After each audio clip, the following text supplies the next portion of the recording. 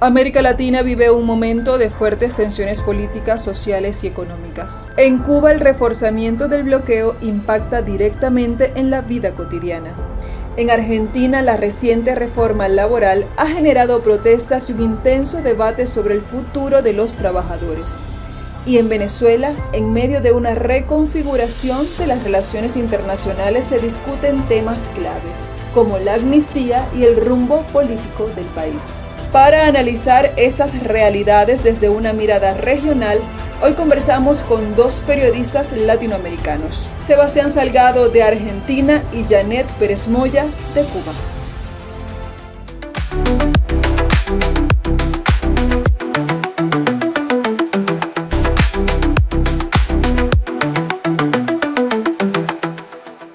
De inmediato iniciamos la conversación con Sebastián Salgado de Argentina y Janet Pérez Moya de Cuba sobre estos hechos que han estado ocupando la atención durante esta semana en estas tres naciones latinoamericanas. Bienvenidos a ambos.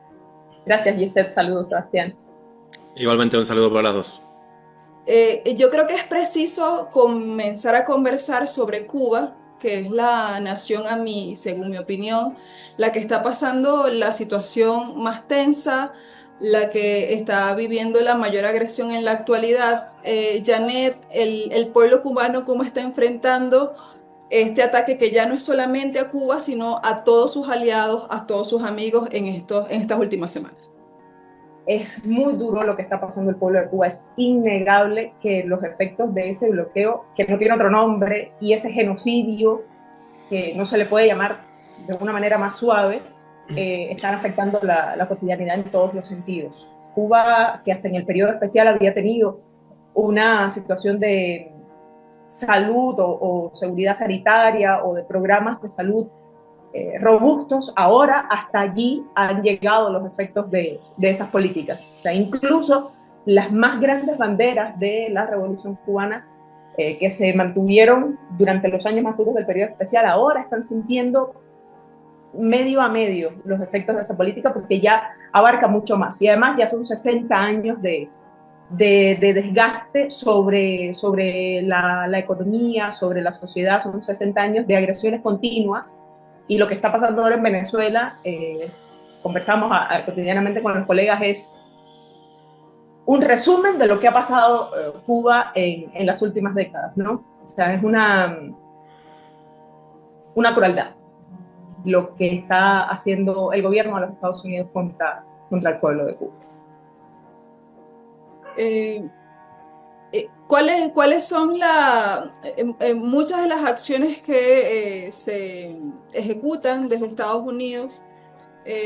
Nosotros obviamente nos reflejamos en Cuba y tal vez nosotros pecamos por inocentes en Venezuela, a pesar de las continuas amenazas que nosotros recibíamos. Nunca ni en nuestras peores pesadillas pensamos que nuestro país, por ejemplo, iba a ser bombardeado. El presidente Nicolás Maduro iba a ser secuestrado. O sea, no terminábamos de creer tanta amenaza porque durante años fuimos víctimas de toda esa agresión verbal, económica, comunicacional. ¿Tú crees que Estados Unidos se atreva a dar el mismo paso que dio en Venezuela, concretar una agresión en territorio cubano? Ojalá que no, Gisette, y Cuba tiene, ya como tiene 60 años de desgaste con estas agresiones, tiene también 60 años de estar preparándose para ello. Ahora, lo que ha pasado en Venezuela ha demostrado que, y no quiero decirlo desde el pesimismo, pero sí desde una realidad que impactó a todo este país el 3 de enero, que tiene Estados Unidos una superioridad técnica y táctica como para haber hecho una operación como la que hizo en Venezuela. Quisiera creer que no haga lo mismo en Cuba. Cuba les ha funcionado durante mucho tiempo como el buen mal ejemplo, es decir, qué bueno era tener a Cuba con un bloqueo, con dificultades económicas para decir, miren, esto es el socialismo, cuando eso no era el socialismo era todo el programa social que estaba haciendo Cuba, a pesar de los ataques que tenían sobre ella. Y esa política de desgaste no necesitaba bombas. Ahora hay un secretario de Estado en Estados Unidos que está con una política marcada hacia nuestro continente y con un odio visceral, hay que decirlo, por nuestros países. Entonces, ¿hasta dónde podrían llegar? La verdad, no me atrevo a decirlo. Ojalá no suceda. Cuba se ha preparado mucho para ello durante muchas décadas. Tristemente, el comandante Fidel Castro decía que la mejor manera de evitar la guerra era prepararse para ella, y eso ha sido también mundialmente conocido, ¿no? Pero ¿hasta dónde va a llegar Estados Unidos cuando ya demostraron con Venezuela que no tienen moral? Sí.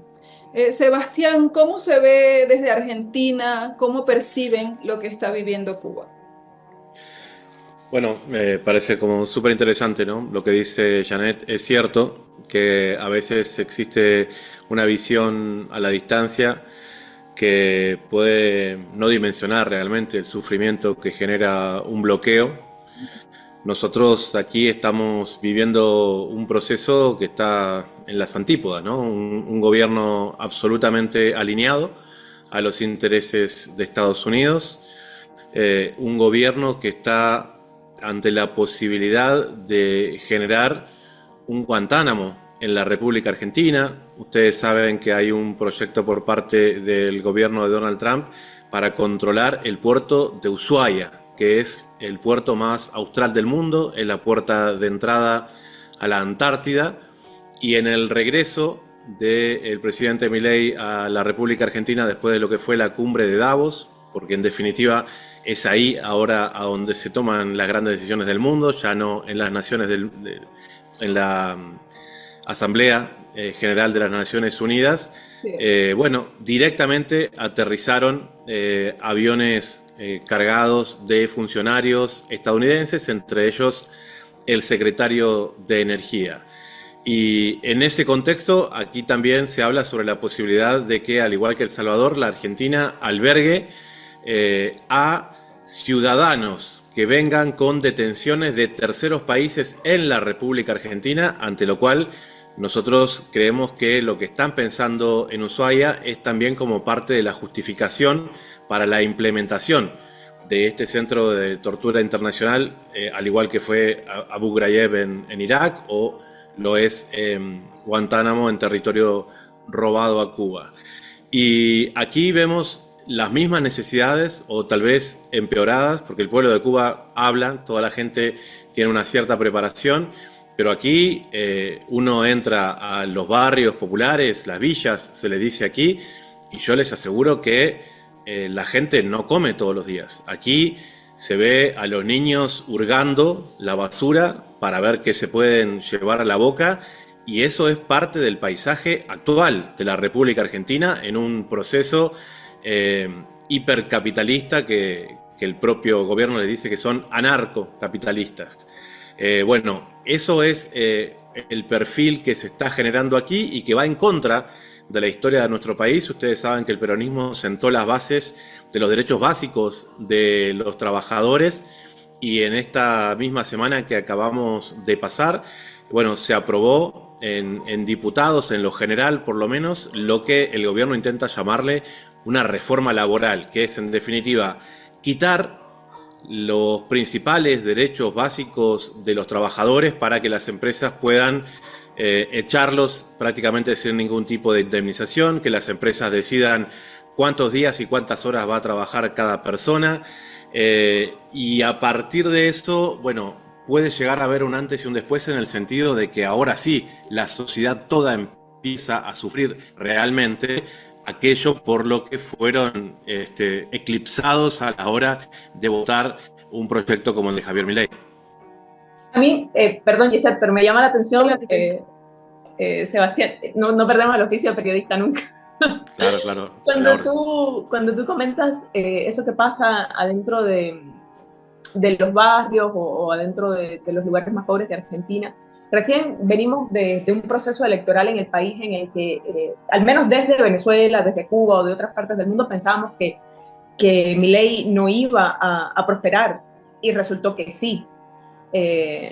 cómo se explica eso, Sebastián? Perdón, Giselle. Adelante, adelante. Hay una suma de factores, no se crean que nosotros mismos terminamos de dimensionarlo realmente. Uno es por los fracasos reales continuos de los gobiernos que se reconocen a sí mismos como de base popular, le hace del peronismo, que no han dado las respuestas que la mayor parte de la ciudadanía estaba buscando.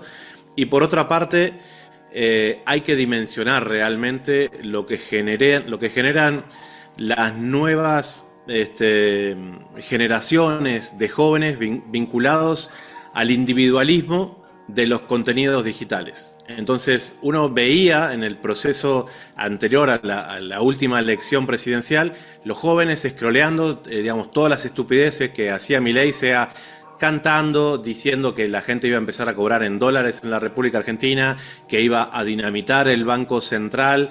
Y bueno, todo eso era como una manera de decir, bueno, ahora sí yo tengo la herramienta para revertirle a aquellos que no me han dado oportunidades a mí y demostrarles de que la gente decía acá que reviente todo. Créanme o no, nadie pensaba en que hubiera un horizonte real con Milei.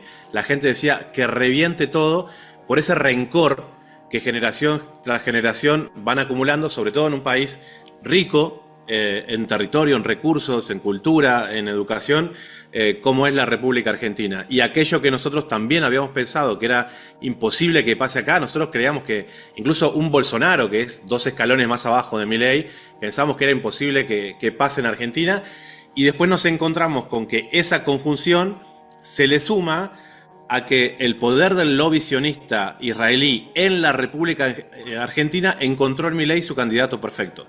Una persona con poca preparación, con mucha estridencia y moldeable, como si fuera un pomo de plastilina, hacia los intereses que ellos crean convenientes. Entonces hay una secta que es la Chabad Lubavitch, quien lo ha financiado, quienes controlan a todos los medios corporativos, quienes lo siguen arropando y que en definitiva son aquellos que están tomando las decisiones de base. Y entre ellas, la más, creo yo, peligrosa de todas, más allá de todas las cosas que estamos hablando aquí, es la posibilidad real de un proceso de balcanización de la República Argentina. Partir a la República Argentina, que existan provincias que bajo un falso enfrentamiento con Buenos Aires busquen la distancia, los contratos directos de las multinacionales con los recursos que las provincias tienen, y creo que Milei está generando el caldo de cultivo para que eso pueda ser una realidad.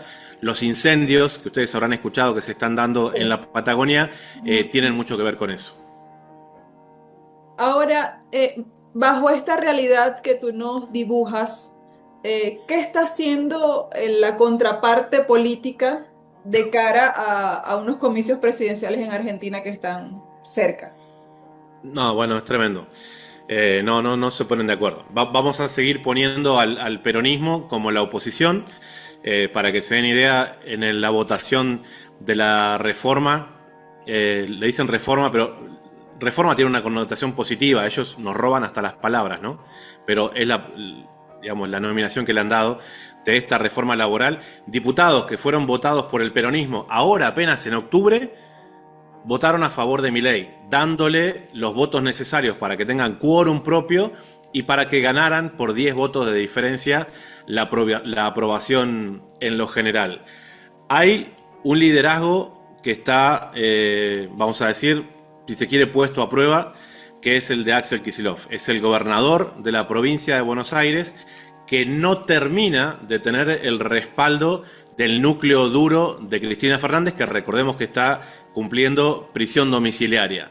Entonces, al Axel, digamos, que es el gobernador de la provincia que tiene la mitad del caudal de votos del país en total, no solamente por lo grande, sino porque en la provincia de Buenos Aires está todo lo que se llama el conurbano, que es el cordón muy poblado, que está en la periferia de la ciudad de Buenos Aires. Tiene la mayor cantidad de votantes, ¿no? Sí, quien gana la provincia de Buenos Aires tiene muchas posibilidades de ganar la elección presidencial. Y entonces asomaría a Axel, que es del peronismo, que es el gobernador de la provincia de Buenos Aires, como el candidato natural. Sin embargo, las estructuras más cercanas a lo que se conoce como el kirchnerismo no terminan de darle ese bastón de mando para que él pueda tomar las decisiones vinculadas a lo que es el partido de fondo que se llama el Partido Justicialista. El núcleo duro del peronismo es el Partido Justicialista y el resto son, vamos a decir, estructuras con fines electorales, frentes electorales.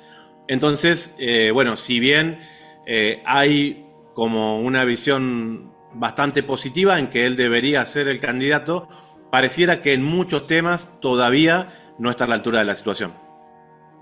Ahora, Sebastián, hace unos días estábamos conversando cuando salió la noticia de que Argentina iba a solicitar extradición de Nicolás Maduro por crímenes y delitos. Tú me hablabas de una hipótesis que tú manejas de que tal vez a Estados Unidos no le conviene mucho a tener a Nicolás Maduro en suelo estadounidense, en su territorio.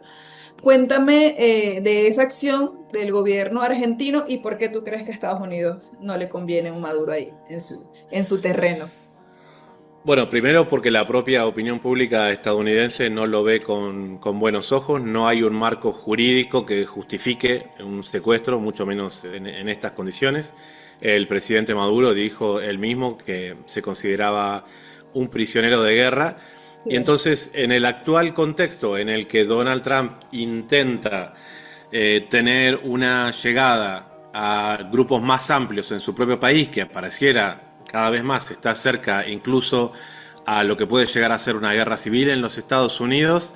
Bueno, la presencia del presidente Maduro, con la entereza que se mostró durante su secuestro y demás, debilita enormemente a la figura de Donald Trump y por eso Trump, si se fijan, dejó de nombrarlo, porque lo incomoda. Ujú. Milei es simplemente un apéndice y hace absolutamente todo lo que le diga Trump e incluso juega como fusible. Imagínense ustedes que Milei aquí declaró grupo terrorista al Cártel de los Soles, al Tren de Aragua, no sé qué cosa, y después cuando llega el presidente Maduro a un tribunal estadounidense dicen, bueno, eso no existe. Y aquí ya lo habían declarado terrorista. Entonces, Ecuador también. existe existe una posibilidad real que se ha solicitado desde aquí, yo creo que a pedido del propio Estados Unidos, que están midiendo esa situación, y es que bajo el contexto que debemos sumarle, a través del cual la ministra de Seguridad actual de Javier Milei, que es Patricia Bullrich, que mandó un gendarme argentino como espía para tratar de dar alguna ayuda o asesoramiento a todas esas personas que estaban metidas con pedido de captura dentro de la embajada argentina o de la residencia del embajador argentino en Caracas, y fue detenido porque son bastante brutos, los mandan a espiar y tocan timbre. Podría ser como una especie de devolución, ¿sí? De cuestiones en donde decían, bueno, ustedes consiguieron detenernos a ese gendarme, pero nosotros podemos tener aquí detenido al presidente Maduro. Te recuerdo, Gisette, que aquí, muy cerquita de donde yo te estoy hablando, hay 2 buques enteros terminados que la República Bolivariana pagó completos, buques petroleros, el Juan Azurduy y el Eva Perón, que los gobiernos de Argentina nunca le entregó a Venezuela. Aquí es donde se secuestró durante el gobierno de Alberto Fernández y Cristina Fernández el avión de Emtrasur, el avión más grande de carga que tiene Venezuela, en el cual en el contexto del bloqueo era indispensable para que llegaran desde medicamentos hasta todo tipo de cosas a Venezuela, y que aquí fue secuestrado y desde aquí fue entregado a los Estados Unidos y desguazado. Entonces, Milei intenta, ahora sumándose a este grupo de paz que inventa Trump también, Ujú. creo que prácticamente el único representante latinoamericano, hacer esa jugada a fondo y decir, nosotros reconocemos de que somos un lacayo de los Estados Unidos y vamos hasta el final con eso. Y a partir de ahí se presenta una situación extremadamente compleja, porque Argentina, que no dio dinero, por ejemplo, a este grupo de La Paz, indirectamente se habló de que si Argentina no está en condiciones de aportar dinero, sí podría estar en condiciones de generar acciones a través de sus propias Fuerzas Armadas en favor de los intereses de Estados Unidos. Y ahí se abre un espectro de posibilidades y ahí se contempla el sueño húmedo de los Estados Unidos, que es que entremos en guerra entre propios países de esta región. Ahora, Janet, tú que eres corresponsal de Extra News acá en Venezuela, que te vemos cotidianamente en tu trabajo periodístico y de análisis, eh, esto que tanto dice una y otra vez Donald Trump, que de alguna forma haber hecho lo que hizo en Venezuela, esto significa indeteniblemente que Cuba también va a sufrir tal vez el mismo destino, que es lo que quiere Donald Trump. ¿Cómo ves tú que se mantiene la solidaridad, que se mantiene ese vínculo tan fuerte que ha venido construyendo Venezuela y Cuba en este contexto tan adverso? Yo creo que Cuba tiene una claridad. Hay mucho reclamo sobre Venezuela ahora, Giselle. Se les reclama a Venezuela por cosas que, eh, digamos, analistas o entendedores de la realidad, cosas que en sus mismos países no son capaces de hacer, y entonces les reclaman a Venezuela que tiene que mantener un chavismo o un socialismo puro, o que no puede ceder por aquí o no puede ceder por allá. Y resulta que los mismos gobiernos que miraban con desprecio las acciones del 3 de enero o que se pronunciaron en contra, hasta hacía una semana antes habían estado incentivándolas directa o indirectamente, diciendo que Venezuela era, como mencionábamos, el caso de Argentina, por ejemplo, recién decíamos, patrocinador del terrorismo, el tren de Aragua, el cártel de los soles. Yo creo que hay una solidaridad en la base de los pueblos, pero hablaba con un amigo solidario con Palestina que está en Gaza, sin ser palestino, está ahí voluntariamente, y decía, es muy claro lo que está pasando.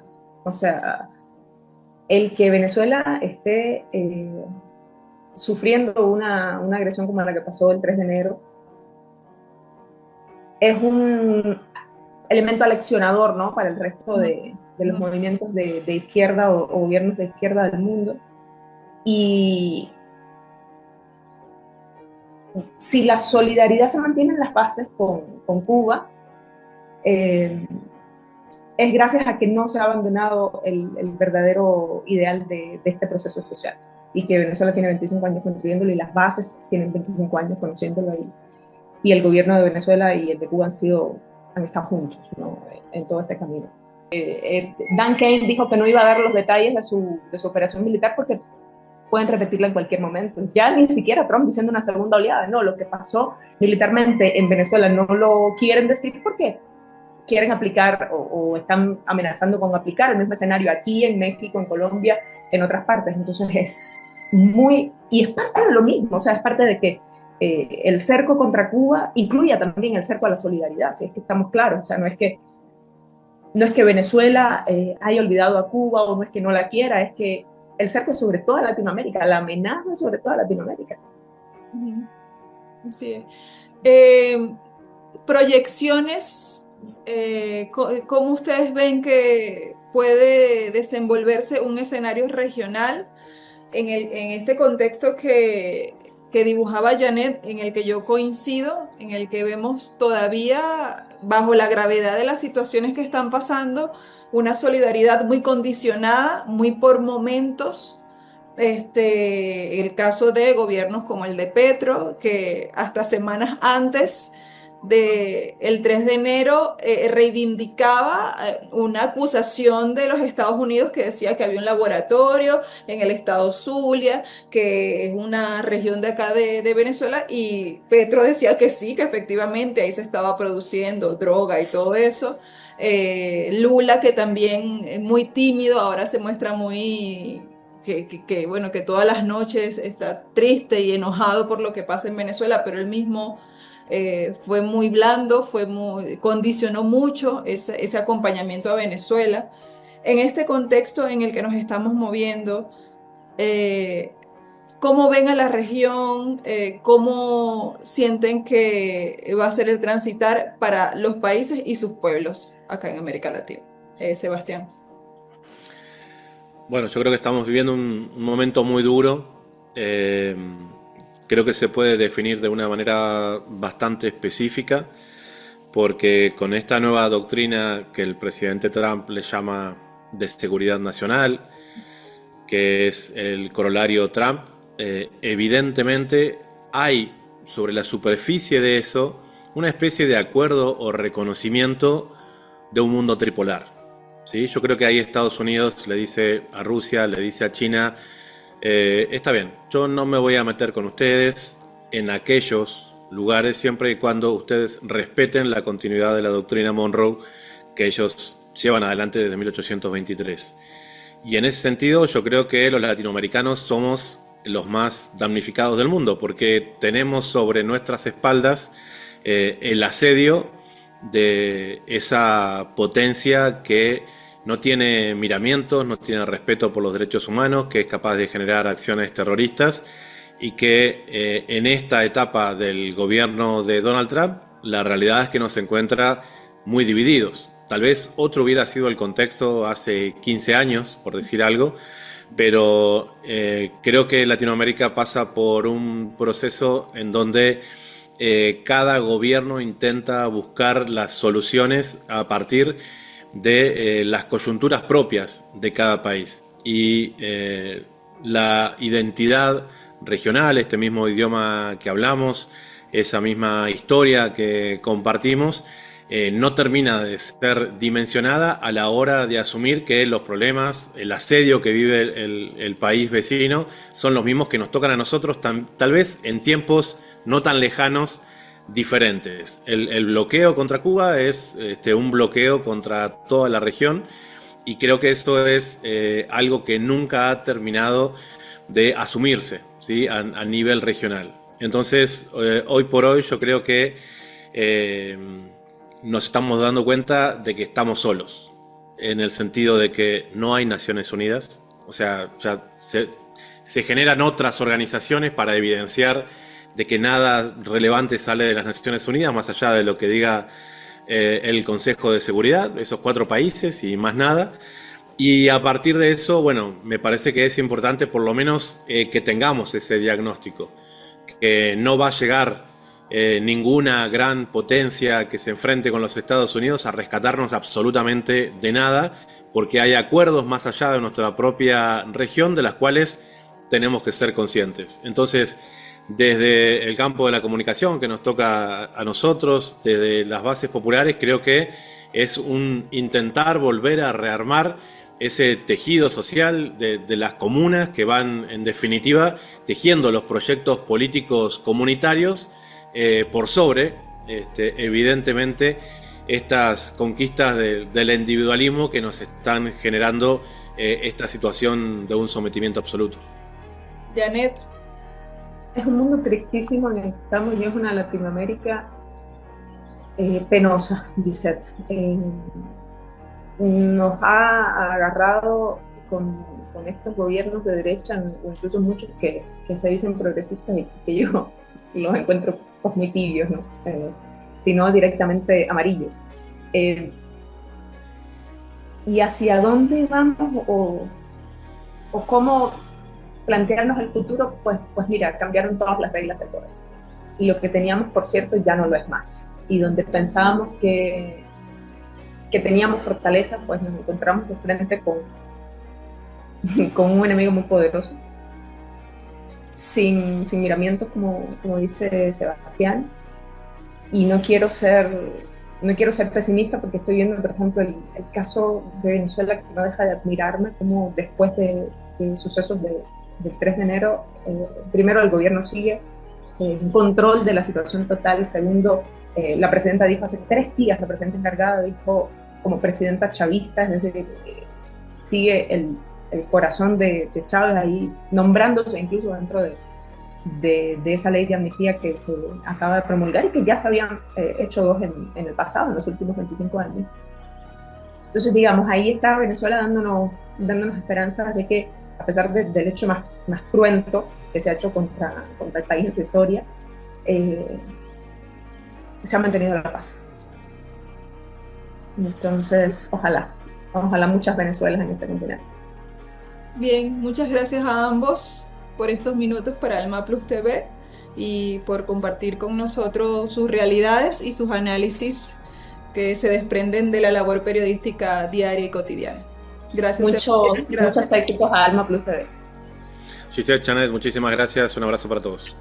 Bueno, eran Sebastián Salgado de Data Urgente, Janet Pérez Moya de Extra News. Los invito y los convoco a que vayan a esas cuentas en redes sociales para que vean el trabajo que hacen estos dos colegas que muestran la realidad, la visión desde una mirada analítica y que apuesta por la verdad de cada pueblo y de cada comunidad.